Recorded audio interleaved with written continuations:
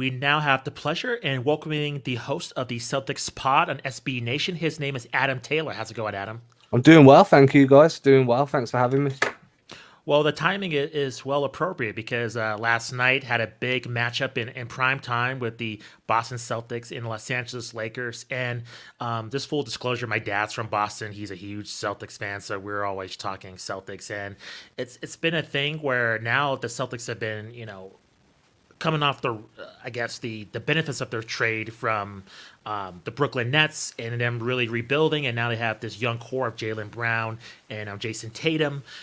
This team's primed to win the title, and I just want to ask you, just looking at this game last night with Kemba Walker struggling and him missing the game-winning basket, and just moving forward, where do you see like the Boston Celtics going in order to win the title? Just because we look at their deficiencies, right? Like inside they're weak, and then like their depth is not the best. So I think now with the East, with other teams emerging, I'm just wondering like where does the Boston Celtics fit into that in terms of their title hopes?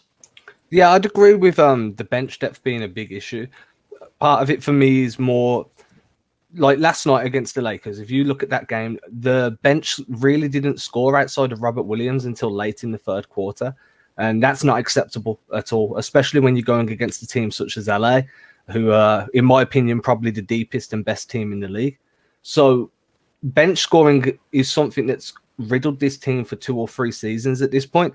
They thought they'd resolved it last year with some moves they made. They didn't. They hoped Carson Edwards would be that guy. He wasn't. This year, it's kind of repeated itself. They've brought in Jeff Teague. He's been trash. I'm really not very high on Jeff Teague at the moment. Hopefully he can change my mind.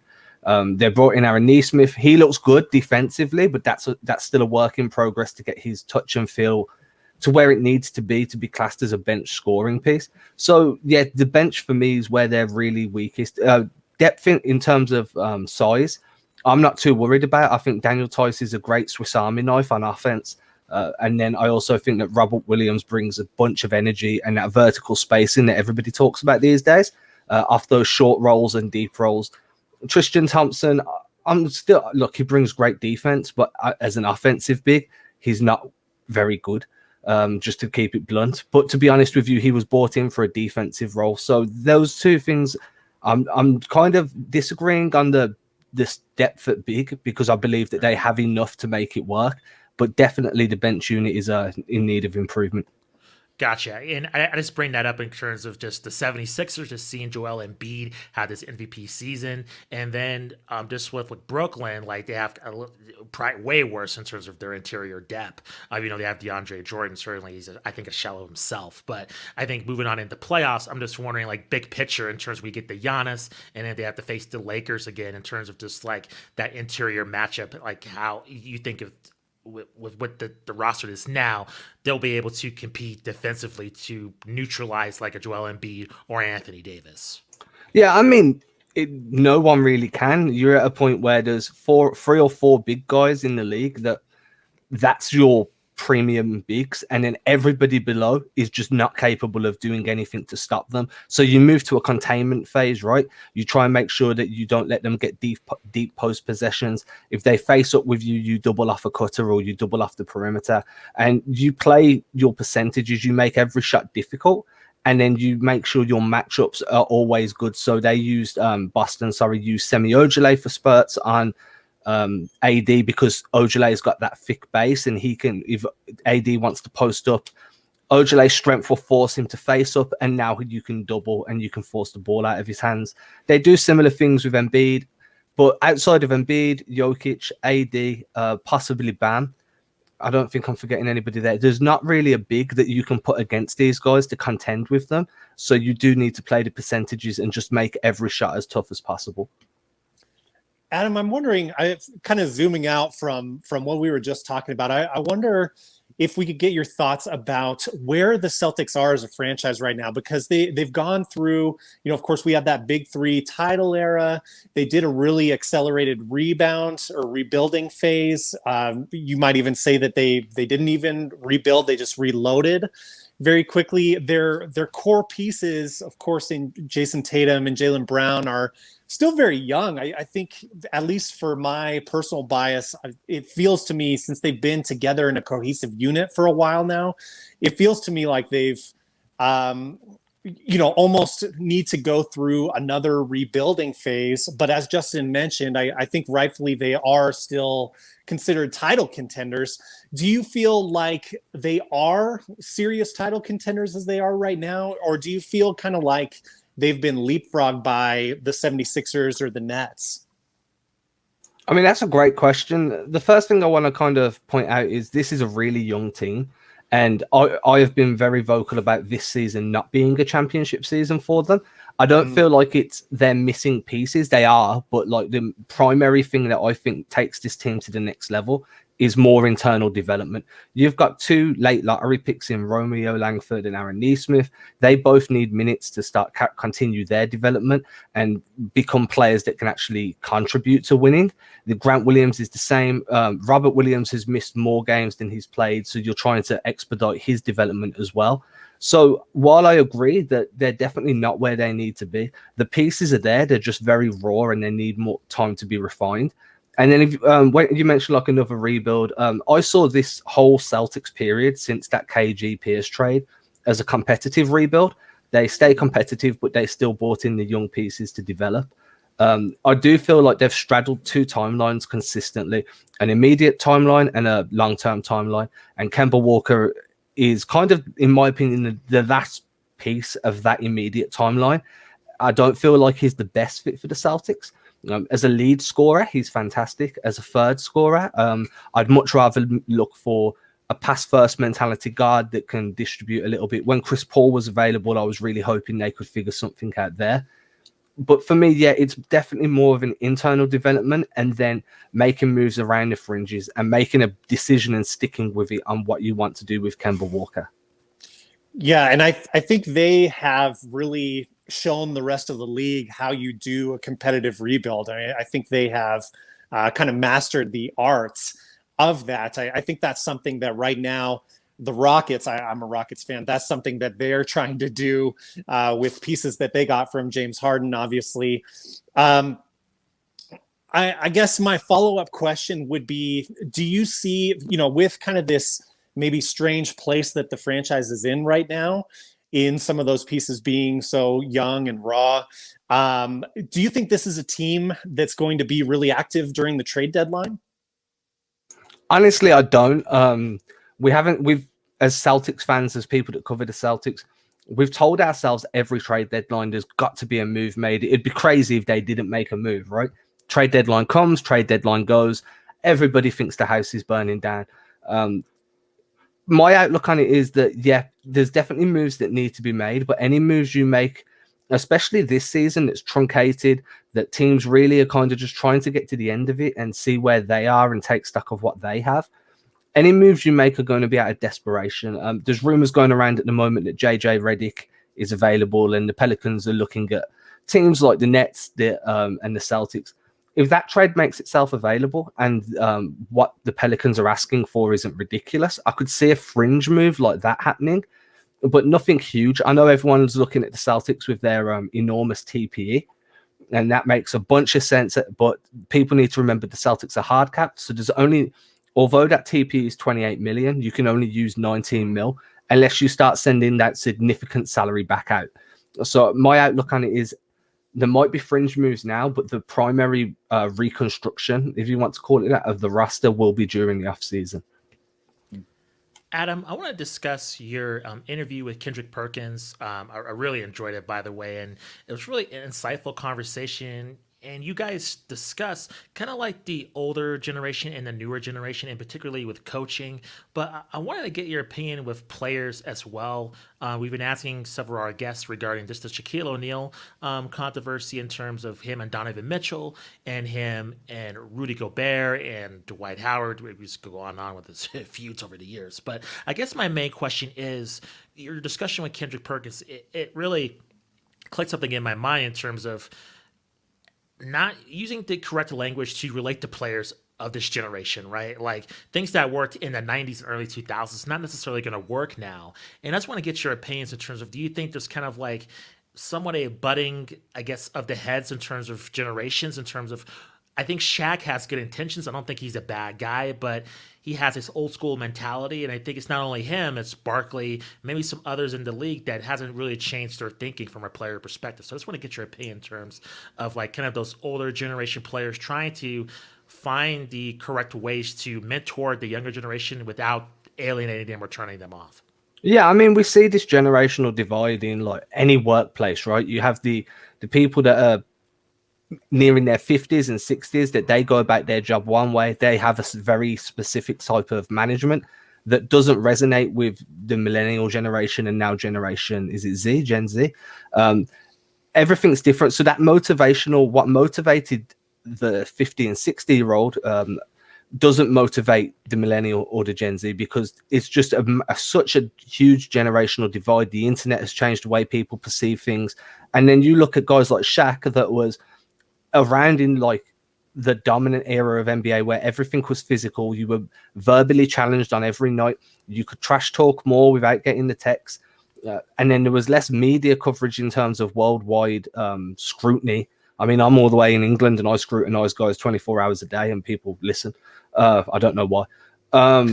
So, so I understand what Shaq was doing. And for someone my age, I'm in my early 30s, someone my age, I'm like, he's challenging Donovan Mitchell and he's throwing the gauntlet down. And I understand that people younger than me would have perceived it that way too, but it was the way he worded it that was the problem, right?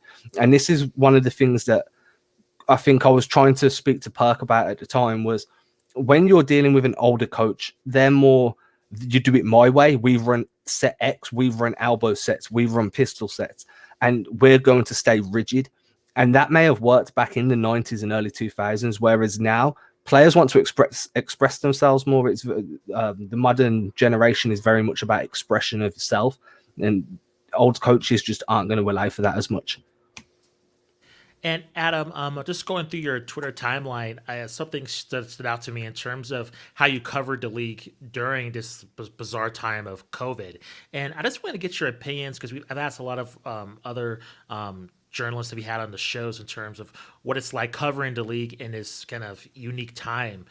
What has been your experience so far in terms of just the presentation, just dealing with players, your own feelings in terms of how the NBA has handled the pandemic so far? What has been your experience through just not only the bubble, but just the season so far? From a very selfish standpoint, this has been way better for me personally. I've had opportunities to be on media media events that I generally wouldn't have had the ability to do due to different distance and time zone differences. So for me as an individual, it's actually been very beneficial. As a whole, I know a few reporters are finding it difficult to ask very customized questions, right? So if you're in a scrum in the locker room, you can be like, right, I want to go and ask Marcus Smart a question, or I want to go and sit with Jason Tatum for 10 minutes. Whereas on a Zoom meeting, you're literally all there together, raising your hand, and then someone from the PR will be like, you can speak. And this is what I've been informed. So it makes it very difficult to customize your questions and choose who you want to get the information from, which has led to a lot of pieces that are very generic from multiple outlets, because you only have that information to go with, right? It's very difficult to get the deeper stories. I think the bubble was fantastic. If you go back to one of my podcasts with former NBA player Scott Pollard, you'll hear some cool stories that came out of that bubble that didn't really get publicized, which was dope. But as a successful, I mean, there was zero COVID cases during the bubble. Everybody was safe. They even managed to work the players' families in once it was safe to do so. They developed a school for the players' children, so they could continue their education. This season, they've rode the wave as far as I'm concerned. They knew it was going to be a rough December/January. They'd done everything they could to keep it as strict as possible. And now we seem to be coming out the other side of things a bit. For the players, though, I feel like they feel a bit restricted. If you, there was a player, I can't remember, George Hill said that if he wants to go and see his family, he's going to go. I'm a man at the end of the day. I'm going to do what I want to do.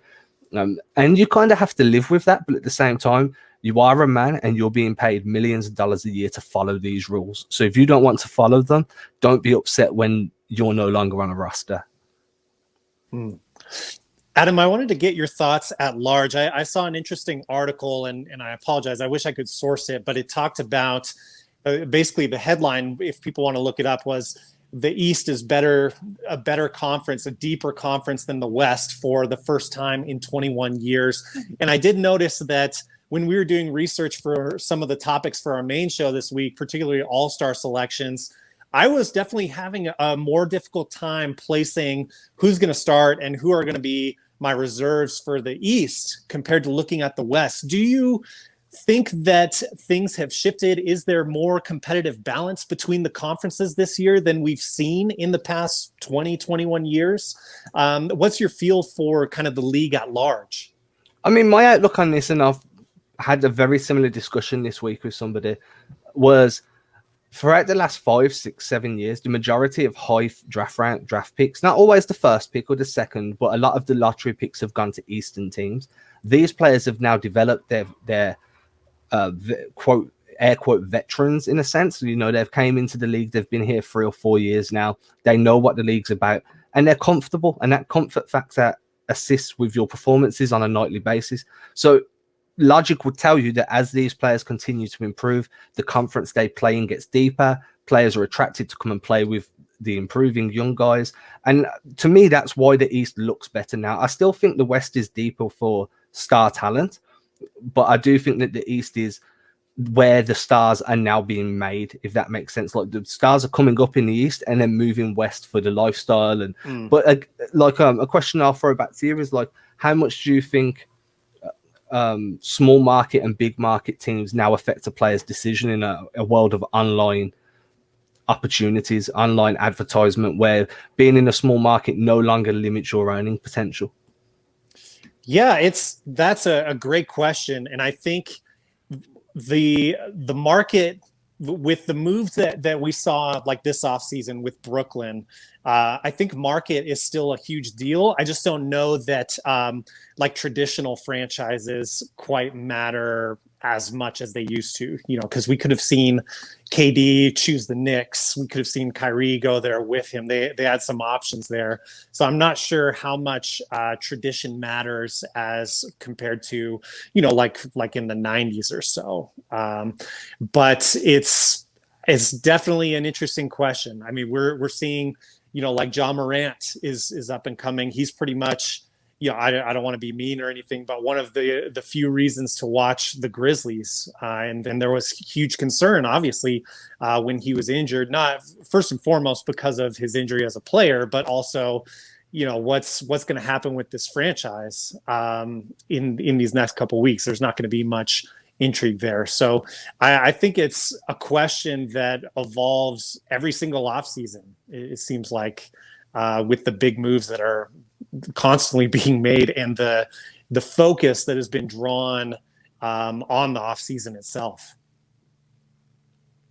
Yeah, Adam, that's a great question. Matt and I've had this discussion, and I think it's twofold. I think it's the market, and it's how the organization treats its players. Like what Matt was saying with the Kevin Durant situation. I mean, the Knicks, they have been borderline laughingstock in this league for a very long time in terms of how they treat their players and fans. So, yeah, you want the prestige of playing in Madison Square Garden and putting on a Knicks uniform, but at the same time, you don't want to be last in the standings and just playing for nothing. So, I think for the players, it's both having that prestige and also it's the city too, but also it's how's the team going to perform. I think it's both.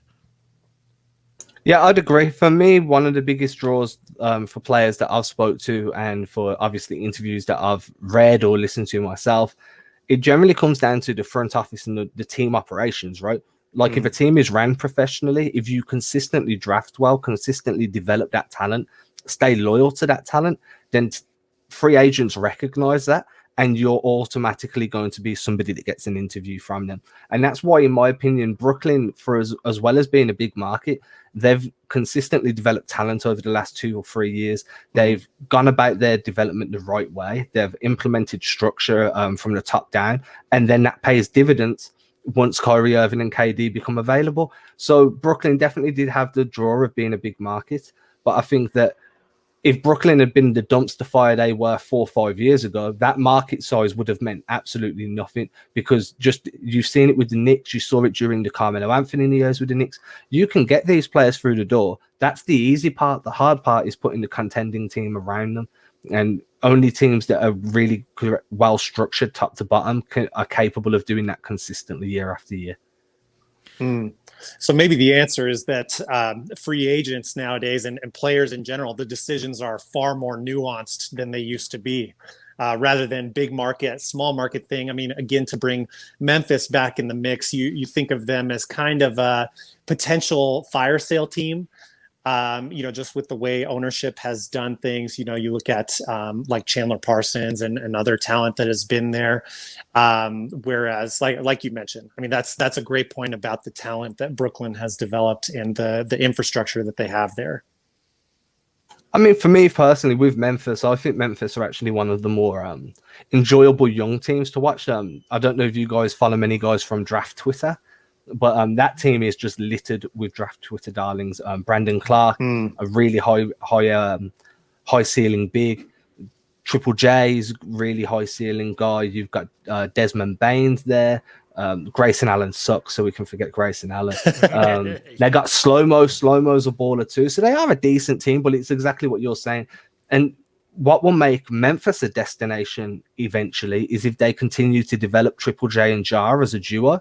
And as they develop, players will start seeing what they're doing there. And Memphis is stuck with these guys. They've built a good rotational core in Bain and Clark, and they've got Xavier Tillman now, who I really like. And that will entice 1 or 2 free agents to be like, man, if me and you team up and go there with Jar, then now we've really got something. And it's an organization that has continually built through the draft and done things correctly by their players. And to me, from the players that I've obviously, again, from interviews I've listened to, from ones I've conducted myself, that holds a ton of value. Adam, one last question before I let you go. And since you're in the UK, I just wanted to ask in terms of the popularity of the league in your neck of the woods. Can you kind of go over kind of how popular is basketball, where you live at? Just because, in America, we get a sense of the NBA trying to expand to different territories, and we have a little bit of a sense, but not too much in terms of like Africa and China and other regions of the world. So I guess I wanted to ask you, since you're actually there, you follow this league every single day, and particularly the Celtics. How do you think that the league is doing in terms of, I guess, increasing its popularity in a market that has its set sports that they focus on all the time? It's growing every year, to be honest with you.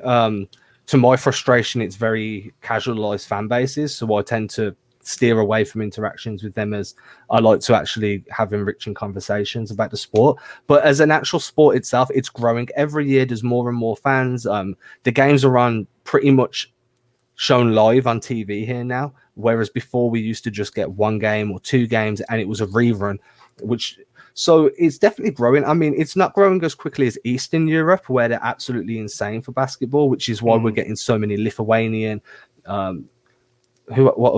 Serbian, Lithuanian exports into the league.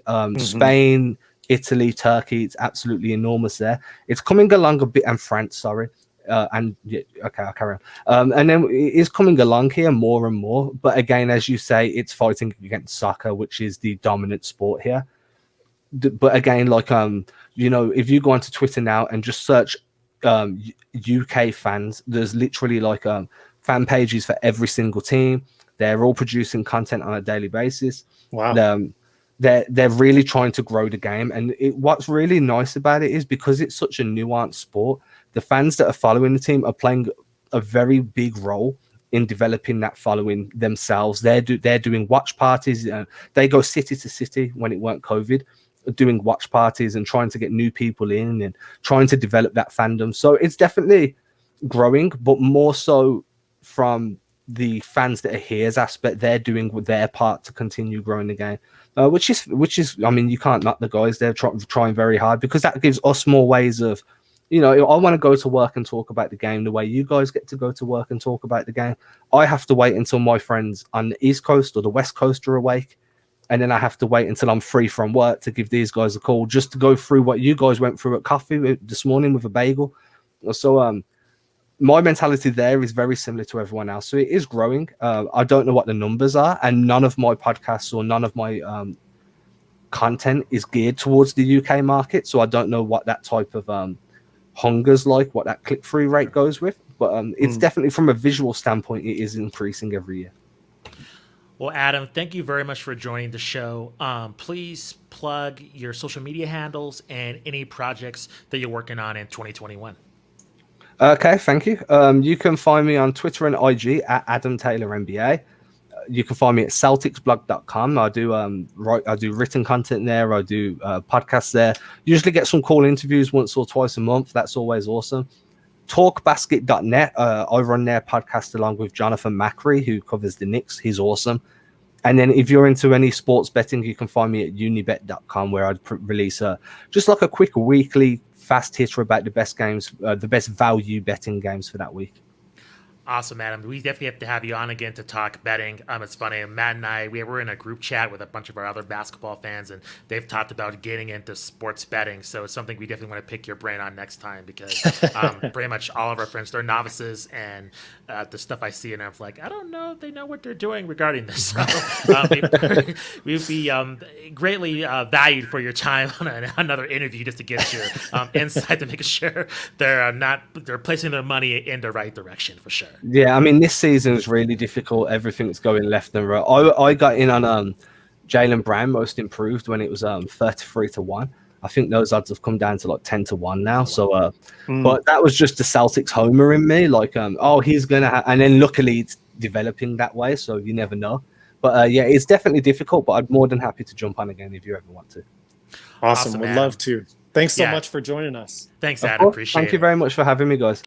Hey, thanks for checking out Hoopsology. If you had any thoughts on the topic we just discussed, we'd love to hear them in the comments section below. If you liked the video, please consider liking and sharing the video. It really helps us out. We appreciate it, and we will see you guys for the next video.